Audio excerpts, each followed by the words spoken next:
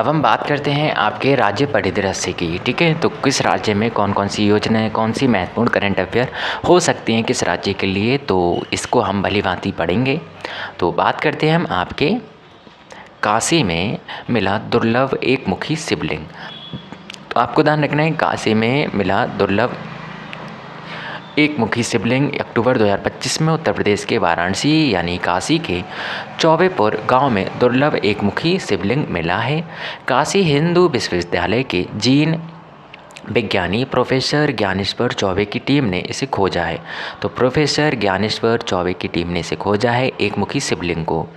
चौबेपुर काशी में मिला है, ये आपको ध्यान रखना है। शिवलिंग बलुआ पत्थर से बना दुर्लभ एक मुखी शिवलिंग है जो कि अत्यंत सुंदर और कलात्मक है।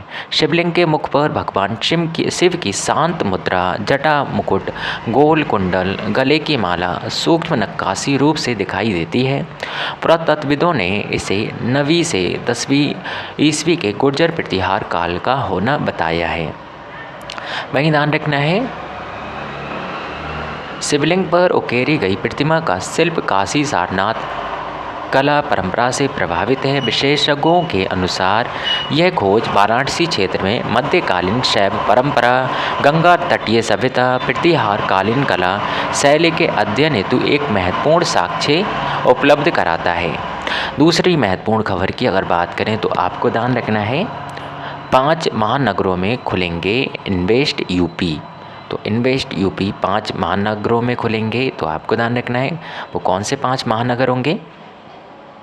22 अक्टूबर 2025 को मुख्यमंत्री योगी आदित्यनाथ की कैबिनेट समिति ने भारत के 5 महानगरों में इन्वेस्ट यूपी के सैटेलाइट इन्वेस्टमेंट प्रमोशन ऑफिस खोलने का निर्णय लिया है। सैटेलाइट प्रमोशन ऑफिस खोलने का निर्णय लिया है। इसका उद्देश्य देश के बड़े औद्योगिक केंद्रों से पूंजी निवेश को सीधे उत्तर प्रदेश तक लाना और निवेशकों को राज्य की नीतियों एवं संभावनाओं से जोड़ना। प्रत्येक ऑफिस में एक जनरल मैनेजर, एक असिस्टेंट मैनेजर, 2 उद्यमी, 2 एग्जीक्यूटिव और 2 ऑफिस असिस्टेंट की टीम काम करेगी। वहीं ध्यान रखना है आपको,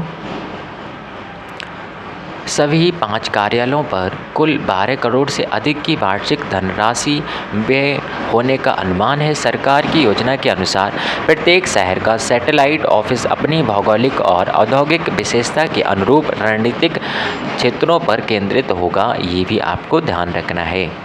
इसी के साथ साथ देखिएगा, बात करें हम ये ऑफिस कौन कौन से होंगे, तो ये भी आपसे पूछ सकता है। तो आपको ध्यान रखना है, मुंबई ऑफिस वित्तीय सेवाओं, इंफ्रास्ट्रक्चर, फिनटेक और ESG फंड पर ध्यान देना। Hyderabad office pharma, data centre, health take और एंटरप्राइज, वहीं आपको ध्यान रखना है SESS उद्योगों पर केंद्रित रहेगा। Bengaluru office GCC, aerospace, semiconductor, EV और डीप टेक सेक्टर पर फोकस करेगा।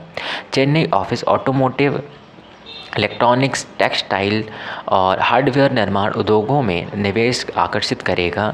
जबकि नई दिल्ली ऑफिस समर्पित इन्वेस्ट यूपी एवं एशिया यूरोपीय संघ सुविधा कार्यालयों के रूप में कार्य करेगा। दिव्यांग पुनर्वास केंद्र, यह आपको ध्यान रखना है। अक्टूबर 2025 में यूपी के CM योगी आदित्यनाथ ने प्रदेश के सभी मंडल मुख्यालयों पर दिव्यांग पुनर्वास केंद्र स्थापित करने के निर्देश दिए हैं। ये केंद्र दिव्यांगजनों के सशक्तिकरण के लिए प्रतिबद्ध और उन्हें समाज की मुख्यधारा से जोड़ना चाहती है। इन केंद्रों में फिजियोथेरेपी, स्पीच थेरेपी सुविधाएं मिलेंगी। दिव्यांगजनों के लिए तकनीकी प्रशिक्षण, डिजिटल पंजीकरण, ऑनलाइन ट्रैकिंग सिस्टम की सुविधा भी दी जाएगी। वर्तमान में ये भारत के 47 जिलों में स्थित है। जिला दिव्यांग पुनर्वास केंद्र की स्थापना भारत में वर्ष 1985-90 की अवधि में विकलांग व्यक्तियों की सेवा करने के लिए किया गया था। दिव्यांग पुनर्वास केंद्र, यह आपको ध्यान रखना है। वहीं आंध्र प्रदेश में 13,430 करोड़ की परियोजनाओं का शिलान्यास होगा। अक्टूबर में PM नरेंद्र मोदी ने आंध्र प्रदेश के कुर्नूल में लगभग 13,430 करोड़ रुपए की विकास परियोजनाओं का शिलान्यास किया। ये पहले बुनियादी ढांचे, ऊर्जा, रक्षा, निर्माण, रेलवे और उद्योग सहित प्रमुख क्षेत्रों में फैली हुई हैं जो राज्य के आर्थिक विकास और कनेक्टिविटी को बढ़ावा देने में भूमिका निभाएंगी। शब्बाराम और शीलानगर के बीच 960 रुपये करोड़ की लागत से 6 लेन ग्रीन फील्ड राजमार्ग शामिल है। 1140 करोड़ से अधिक की 6 अतिरिक्त सड़क परियोजनाएं हैं। कुरनूल तृतीय पूलिंग स्टेशन पर 3000 करोड़ की एक ट्रांसमिशन परियोजना प्रस्तावित है। 4920 करोड़ से अधिक के निवेश से विकसित ओरबाकल और कोप्परथी औद्योगिक क्षेत्र की आधारशिला रखी जाएगी। भारत इलेक्ट्रॉनिक्स लिमिटेड द्वारा 360 करोड़ की लागत से स्थापित advanced night vision products factory का उद्घाटन। रेलवे क्षेत्र में 1200 करोड़ रुपए से अधिक की परियोजना का अनावरण। बात करते हैं यूपी के हर जिले में बनेगा आदर्श गौशाला केंद्र। तो आदर्श गौशाला केंद्र 14 अक्टूबर 2025 को उत्तर प्रदेश सरकार ने राज्य भर की गौशालाओं को आत्मनिर्भर बनाने के लिए की दिशा में काम शुरू किया है। इस पहल के तहत हर जिले में एक आदर्श गौशाला स्थापित की जाएगी, जिसे पर्यटन केंद्र यानी गौ पर्यटन स्थल के रूप में विकसित किया जाएगा। इसका उद्देश्य न केवल ग्रामीण क्षेत्रों में रोजगार और आय के नए अवसर प्रदान करना, बल्कि आत्मनिर्भर गौशालाओं को बढ़ावा देना भी है। इसके साथ ही महिलाओं के स्वयं सहायता समूह को स्थानीय स्तर पर गोबर से बने उत्पादों के उत्पादन और विपणन में महत्वपूर्ण भूमिका दी जाएगी। इस पहल से लोग वोकल फॉर लोकल अभियान से जुड़ेंगे और पर्यावरण की दिशा में भी योगदान देंगे।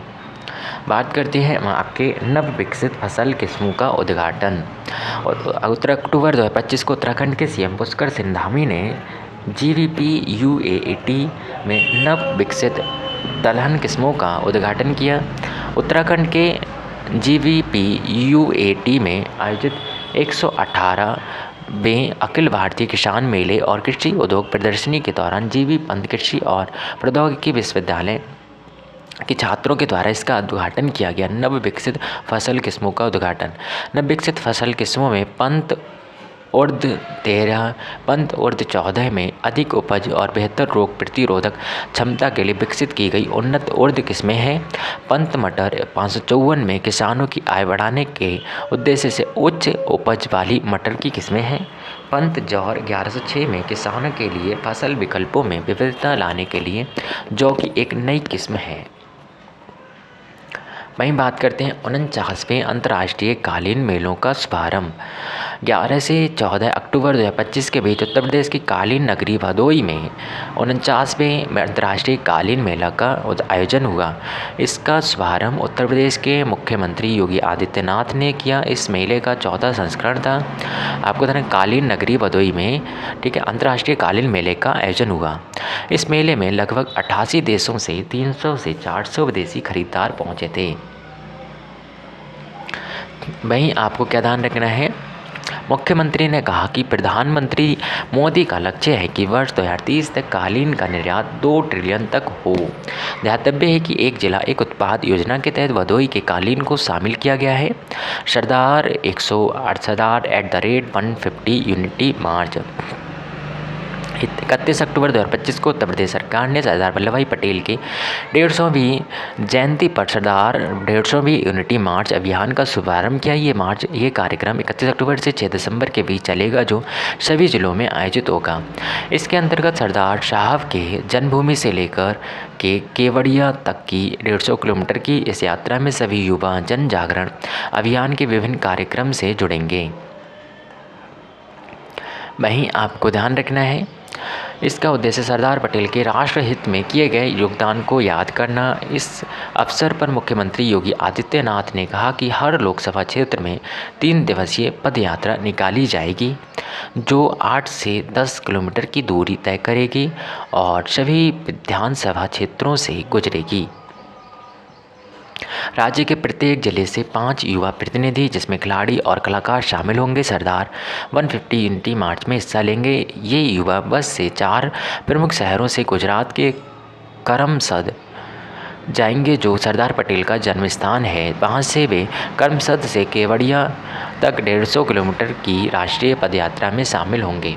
गुजरात ने वर्ष 2025 को शहरी विकास का वर्ष घोषित किया।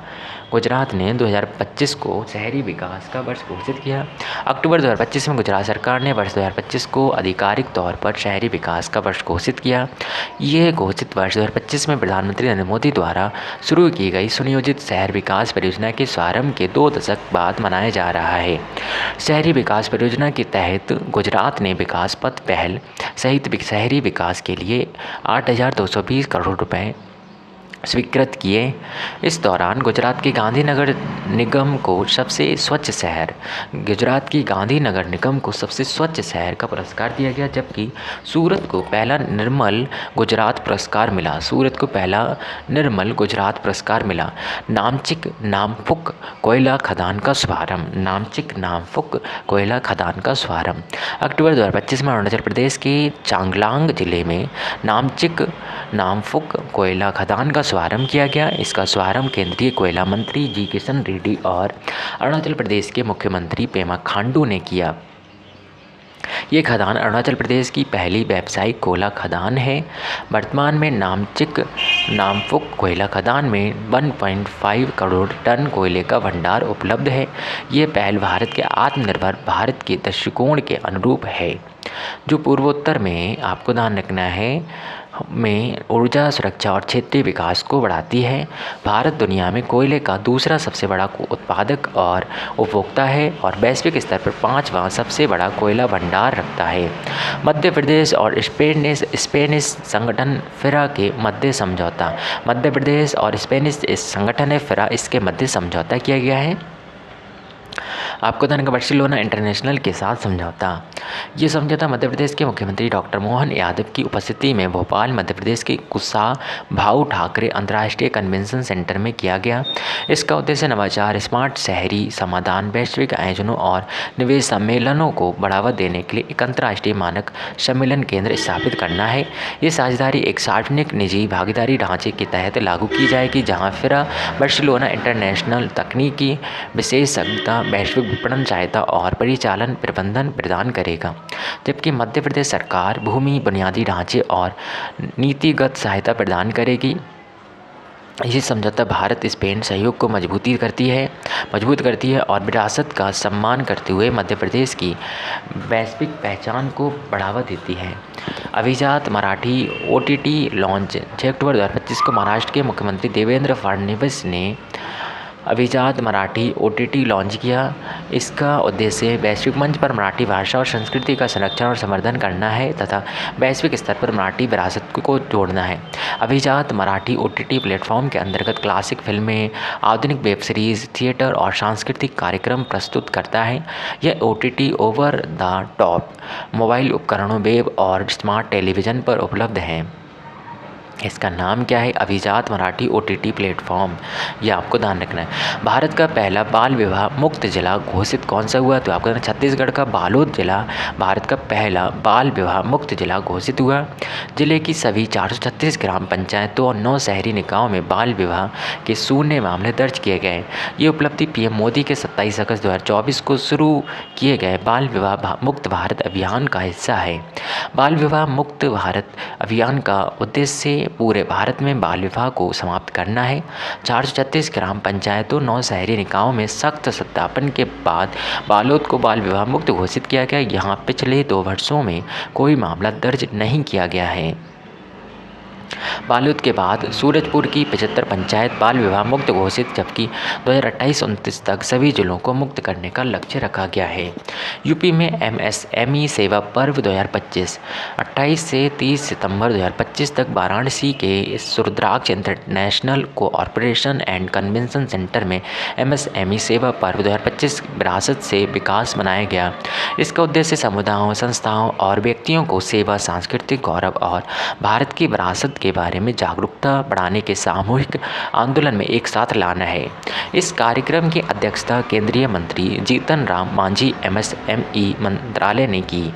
इस दौरान स्थानीय कारीगरों और शिल्पकारों द्वारा बनाए गए उत्पादों को प्रदर्शित करने और बेचने के लिए 130 स्टॉलों के साथ 3 दिवसीय प्रदर्शनी की भी आयोजन हुआ। सामुदायिक सेवा और स्वच्छता को प्रोत्साहित करने के लिए नमो घाट पर सफाई अभियान चलाया गया। कार्यक्रम में प्रधानमंत्री विश्वकर्मा लाभार्थियों को ऋण प्रमाण पत्र, पीएम के रोजगार सृजन कार्यक्रम पीएमईजीपी लाभार्थियों को मार्जिन मनी सब्सिडी और ग्रामोद्योग विकास योजना जीयूबी लाभार्थियों को टूल किट का वितरण भी किया गया। भारत की महिला नौसेना ने पार की भूमध्य रेखा। 1 अक्टूबर 2025 को विश्व के पहले ऐतिहासिक भारत की 3 सेनाओं के महिला जल यात्रा अभियान ने बड़ी सफलता हासिल की। महिला समुद्री यात्रा दल समुद्र प्रशिक्षण के तहत श्रीलंका के तटों को पार कर चुका है और अब भूमध्य रेखा को पार कर इतिहास रच दिया है।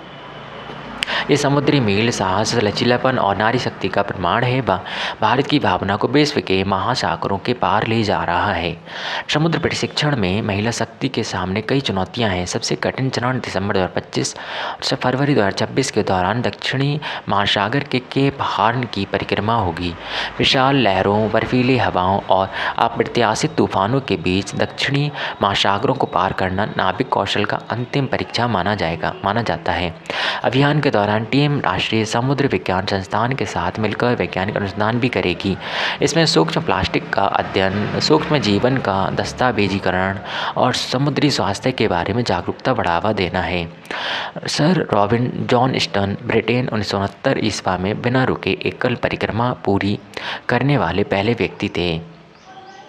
17वां जनजातीय युवा आदान प्रदान कार्यक्रम यूपी में मनाया गया। 25 सितंबर 2025 से प्रारंभ 17वें जनजातीय युवा आदान प्रदान कार्यक्रम का भारत सरकार का एक पहल थी। कार्यक्रम यूपी सीएम योगी आदित्यनाथ द्वारा प्रारंभ किया गया, जो 25 सितंबर से 1 अक्टूबर तक चलेगा। कार्यक्रम के तहत 29 सितंबर को एमपी, झारखंड, महाराष्ट्र, छत्तीसगढ़ और उड़ीसा के प्रतिभागियों से संवाद किया गया। इस कार्यक्रम का उद्देश्य विभिन्न राज्यों के युवाओं को एक मंच पर लाना, जहां भी एक दूसरे की संस्कृति, विरासत और परंपरा को समझेंगे, देश की एकता अखंडता के लिए खुद को तैयार करेंगे। इस कार्यक्रम में मुख्य अतिथि के रूप में यूपी सीएम द्वारा प्रतिभागियों से संवाद किया गया और उन्हें नवरात्रि व विजयदशमी की शुभकामनाएं भी दी गईं। मुख्यमंत्री ने युवाओं को प्रधानमंत्री के पंच प्राण प्रतिज्ञाओं का पालन करने और देश के विकास में योगदान देने के लिए प्रेरित किया। तेलंगाना में रैंप योजना की शुरुआत हुई।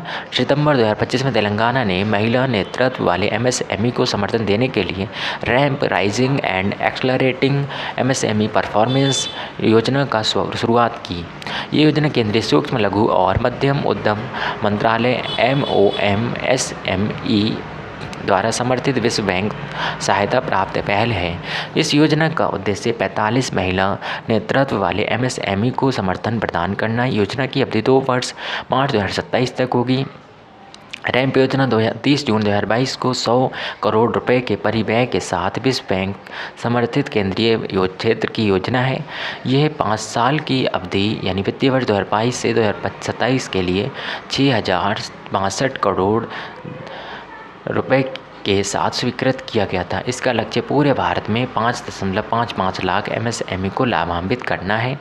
19वीं राष्ट्रीय जम्बूरी का आयोजन लखनऊ में होगा। नवंबर 2025 में 19वीं राष्ट्रीय जम्बूरी का आयोजन लखनऊ में होगा।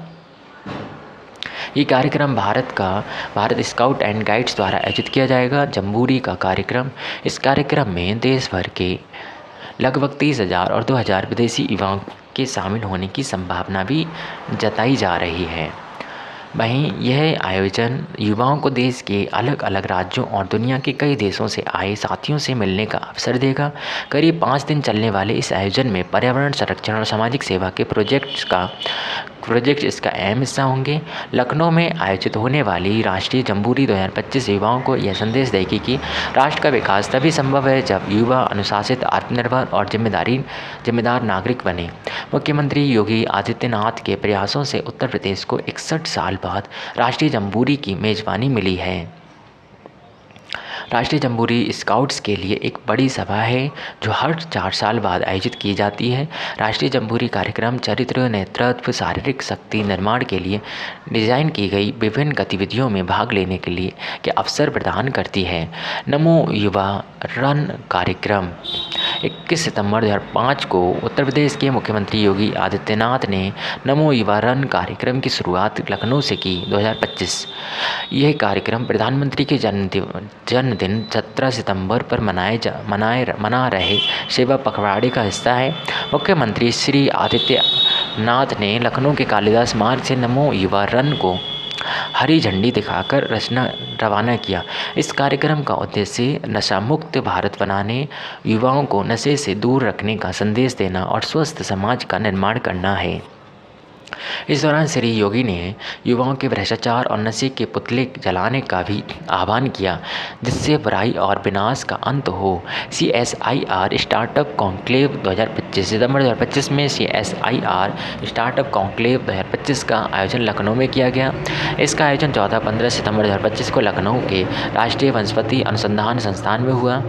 यह आयोजन CSIR NVRI CSIR CDRI NSIR IITR और CSIR CIMAP द्वारा संयुक्त रूप से किया गया।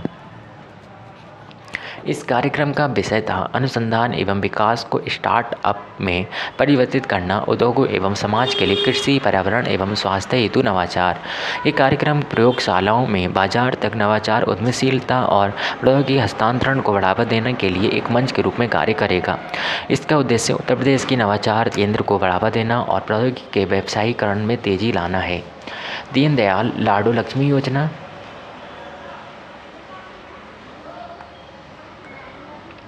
दीनदयाल लाडो लक्ष्मी योजना की अगर बात करें तो इसमें आपको क्या ध्यान रखना है? आपको ध्यान रखना सितंबर 2025 में हरियाणा के मुख्यमंत्री नायब सिंह सैनी द्वारा दीनदयाल लाडो लक्ष्मी योजना शुरू की गई। इस योजना के तहत पात्र महिलाओं को प्रति माह 2100 रुपये मिलेंगे। यह एक कल्याणकारी योजना है। इसका उद्देश्य हरियाणा में महिलाओं की आर्थिक और सामाजिक स्थिति को मजबूत करना है। इस योजना का शुभारंभ अंत्योदय के वास्तुकार पंडित दीनदयाल उपाध्याय की जयंती के साथ हुआ। अभी तक इस योजना के तहत 20 लाख महिलाएं 23 से 60 वर्ष की आयु की विवाहित या अविवाहित उन परिवारों से जिनकी वार्षिक आय 1 लाख रुपए तक है लाभान्वित हुई हैं। इस योजना के लिए कुल बजट 2025-26 का 5,000 करोड़ रुपए स्वीकृत किया गया। इस योजना के तहत सीधे पंजीकरण, सत्यापन और शिकायत निवारण के लिए दीनदयाल लाडो लक्ष्मी मोबाइल एप्लीकेशन लॉन्च किया गया। उत्तर प्रदेश सरकार द्वारा जाति उल्लेख पर पूर्ण प्रतिबंध। 22 सितंबर 2025 को उत्तर प्रदेश सरकार ने जाति आधारित भेदभाव को समाप्त करने के लिए बड़ा कदम उठाते हुए पुलिस अभिलेखों और सार्वजनिक स्थानों पर जाति के उल्लेख पर पूर्ण प्रतिबंध लगा दिया। यह आदेश इलाहाबाद हाई कोर्ट द्वारा जारी किया गया। इस प्रतिबंध का उद्देश्य जातिगत भेदभाव को समाप्त करना, सामाजिक समानता को बढ़ावा देना, सार्वजनिक व्यवस्था और राष्ट्रीय एकता को मजबूत करना है। अब FIR, गिरफ्तारी मेमो या अन्य पुलिस दस्तावेजों में जाति का उल्लेख नहीं किया जाएगा। इसकी जगह पहचान के लिए माता पिता का नाम इस्तेमाल किया जाएगा। आदेश में यह भी कहा गया है कि पुलिस थाने के नोटिस बोर्ड, वाहनों और साइन बोर्ड पर लगे जाति आधारित प्रतीक, नारे और संदर्भों को तुरंत हटाए जाएं। संपूर्ण राज्य में जाति आधारित रैलियों पर प्रतिबंध लगाया गया है और सोशल मीडिया पर निगरानी कड़ी करने के लिए निर्देश दिए गए हैं ताकि कोई उल्लंघन ना हो। सरकार ने स्पष्ट किया है कि SC/ST अत्याचार निवारण अधिनियम के मामले में जाति का उल्लेख आवश्यक कानूनी आवश्यकता होने के कारण जारी रहेगा। झारखंड में कुर्मी आंदोलन। सितंबर 2025 में झारखंड में कुर्मी समाज के लोगों ने रेल रोको आंदोलन शुरू किया। इस आंदोलन के कारण धनबाद से संचालित हुई ट्रेन ने रद्द कर दी गई, कई को बीच रास्ते में रोका गया और कई के मार्ग परिवर्तित किए गए। कुर्मी समाज का यह आंदोलन कुर्मी समाज को अनुसूचित जाति का दर्जा और कुड़माली भाषा को संविधान की 8वीं अनुसूची में शामिल करने की मांग को लेकर है। ध्यातव्य है कि झारखंड में कुर्मी समुदाय मुख्य रूप से एक कृषक समुदाय के रूप में है जो मूल रूप से छोटा नागपुर क्षेत्र का निवासी है। वर्ष 1931 की जनगणना में उन्हें आदिवासी के रूप में सूचीबद्ध किया गया था, लेकिन आज़ादी के वर्ष 1950 ईसा में इन्हें ST की सूची में हटाकर अन्य पिछड़ा वर्ग की श्रेणी में डाल दिया गया। मरियम फातिमा बिहार की पहली महिला मास्टर बनी। सितंबर 2025 में बिहार के मुजफ्फरपुर की 19 वर्षीय शतरंज खिलाड़ी मरियम फातिमा को फिडे द्वारा महिला फिडे मास्टर की उपाधि से सम्मानित किया गया। यह फिडे द्वारा महिला फिडे मास्टर की उपाधि से सम्मानित होने वाली बिहार की पहली महिला बनी है। इन्होंने आवश्यक 2100 फिडे रेटिंग अंक हासिल करके ये उपलब्धि हासिल की है। मरियम ने वर्ष 2015 में 9 वर्ष की आयु में मुजफ्फरपुर बिहार में अपनी शतरंज की यात्रा शुरू की। महिला फिडे मास्टर WFM उपाधि महिला ग्रैंड मास्टर और महिला अंतर्राष्ट्रीय मास्टर के बाद फिडे द्वारा प्रदान की जाने वाली तीसरी सर्वोच्च महिला विशिष्ट उपाधि है। यह उपाधि जीवन भर के लिए तब प्रदान की जाती है जब कोई खिलाड़ी आवश्यक न्यूनतम 2100 फिडे रेटिंग अंक प्राप्त कर ले और कम से कम 30 रेटेड खेल खेले। फिडे की स्थापना वर्ष 1924 ईसा में हुई थी। इसका मुख्यालय लॉजेन स्विट्जरलैंड में है। तमिलनाडु महिला SSG सदस्यों को ID कार्ड जारी करने वाला पहला राज्य बना। सितंबर 2025 में तमिलनाडु महिला स्वयं सहायता समूह सदस्यों को ID कार्ड जारी करने वाला पहला राज्य बन गया। इसका शुभारंभ तमिलनाडु के उप मुख्यमंत्री उदयनिधि स्टालिन ने कुरुप्पुर इंजीनियरिंग कॉलेज सलेम तमिलनाडु में आयोजित एक कार्यक्रम में किया। इस पहचान पत्र की मुख्य विशेषताएं निम्नलिखित हैं। मुफ्त बस यात्रा, सरकारी बसों में 100 किलोमीटर तक सरकारी दुकानों पर छूट है और 1989 में पूर्व मुख्यमंत्री कलैगनार करुणानिधि ने तमिलनाडु के धर्मपुरी में पहला स्वयं सहायता समूह शुरू किया था। नई दिल्ली में निपुणशाला की शुरुआत 28 सितंबर 2025 को दिल्ली के शिक्षा मंत्री आशीष सूद ने निपुणशाला की शुरुआत की है। इसका उद्देश्य अगले 3 सालों में सभी स्कूलों को निपुण सर्टिफाइड करना है।